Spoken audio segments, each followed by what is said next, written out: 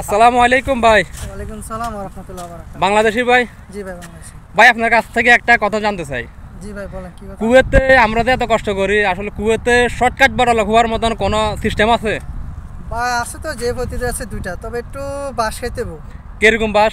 বাসটা মনে যান আপনার দুটো পদ্ধতি, প্রথম পদ্ধতি আছে আপনি বিশেষ দালালি করতে হবে, হ্যাঁ আর দ্বিতীয়টা হচ্ছে ক্লিনার কোম্পানি যে সুপারভাইজার। হ্যাঁ। আর বাসটা যেমন খাবেন প্রতি কথা কথা গালাগালি শুনতে হবে আপনার, গালাগালি শুনতে হবে, গালাগালি শুনতে হবে, মাপে শুনতে হবে আপনার।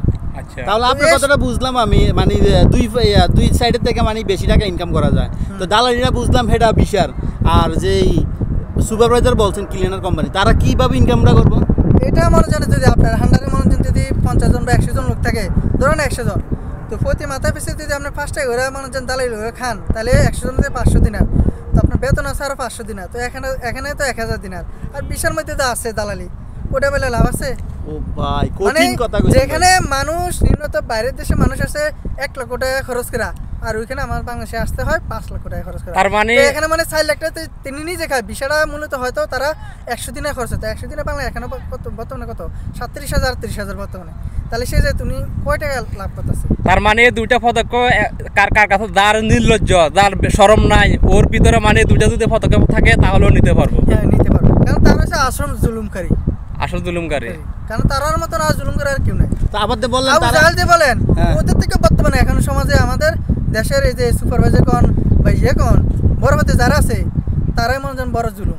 আবার বলেন বাস খাইতে হইব, বাসটার অর্থটা কি? আসছে তো ভাই যে মাঝে মধ্যে যে হালকা মা বাবার গালি শোনায়, গালি শোনাবেন, এগুলো তো হালকা পাস, এগুলোর মধ্যে আর কি আছে? হালকা বাস আইকেওলা বাস নি, যেটা আমরা বাংলা ভাষায় বলে। ওই বাংলা কথায় আর কি কম, এককালা বাস ছাড়া তার কথায় আর কিছু না, আর একটা আছে কলা গাছ বা কচু গাছের ইয়া যা লাগে দিলে জ্বলবো, তো এরকম আর কি। তো ঠিক আছে, বাইরের কাছ থেকে একটা জিনিস আজকে জানতে পারলাম, আপনি যদি শর্টকাট বড় লোক হতে যান, শুধু কুয়েত না বিশ্বের যে কোনো দেশে এই পদ্ধতিটা নিবেন, বিশেষ দালালি অথবা ক্লিনার কোম্পানির সুপারভাইজার, তাহলে শর্টকাট বড় লোক হতে পারবেন আপনি। আরেকটা জিনিস কি আপনার এই যে বেতন বইলা নিয়ে আসে কত বলে যে বাংলা 50,000 বা 40,000 টাকা পাবে, তারা এই জিনিসটা যারা আসে তারও আবার বোকা, তারা আগে বিষয়টা কারোর দিয়ে দেখেন না যে আপনি না কারোর দিয়ে দেখেন যে এখানে বেতনটা লেখা আছে, কিন্তু আপনার কত টাকা বেতন। যদি কুয়েতে যদি 40,000 বেতন হয় তাহলে আপনার 110 টাকা লেখা থাকবে, 120 টাকা দিনের লেখা থাকবে। এখানে যদি লেখা থাকে 70 টাকা 80 দিনার, তো পরে এসে গালাগালি করেন, এটা কেন? আপনারও ভুল আছে। আমার ভুল, আমরা যে বর্তমানে কুয়েতের কথা যদি আমরা শুনি, একদিনের 380 টাকা, এক কথা শুনলে দৌড় দিয়ে না বিষাদে পায় যত টাকা হোক, কিন্তু ও এখানে বেতন কত পায় এটাকে যাচাই করে, এটা যাচাই করেন, এটাই তো বললাম ভুলটা তো এখানেই।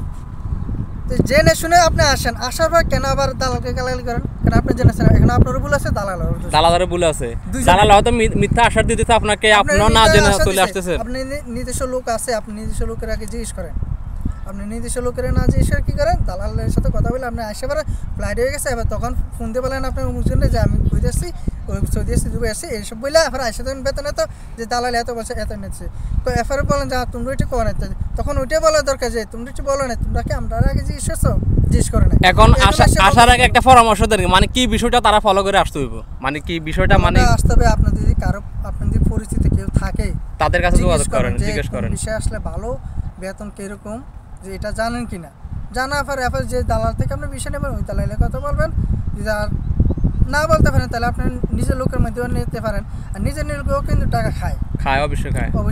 তারপরে নিজের লোক একটা ভালো পরামর্শ তো একবার দিব, টাকা খেলো। জি হ্যাঁ, যদি আপনি নিজের লোকের সাথে না নিতে চান তাহলে অন্য কার থেকে আগে পরামর্শ নেবেন যে বেতন কিরকম, কি আসবে সব কিছু।